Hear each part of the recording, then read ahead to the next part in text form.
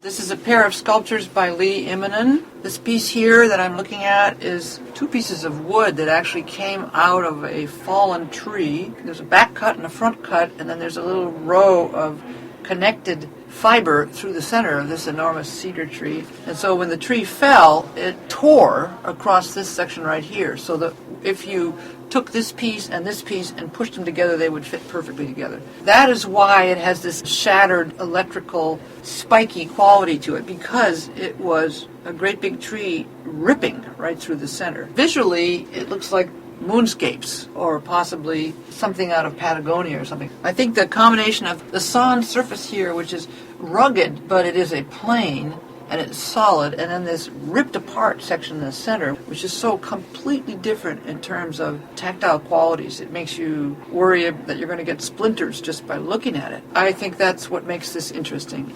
And then the other piece that is the pear is cast, and it does something utterly different. And when you look at Lee's work, what you're seeing is a person who's totally tuned to materials. And in this case, he's got wood that's in a case that's metal, and in that case, he's got metal in a case that's wood. So that's not an accident.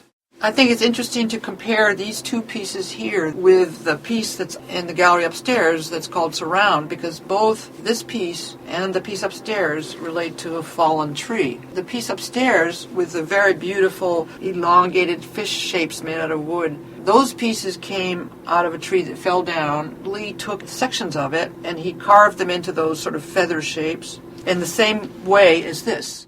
The connection here is that Lee and I were jurors together for an exhibition of statewide art and sculpture, and we've been friends. I always admire his sculpture here in the museum, and when I come into the museum and look at pieces, I know so many of these artists myself from years of living here in Portland, and so when I look at the sculpture, I see it as a gift from that artist, not that he doesn't get paid for it, but that he's doing something that's that interesting.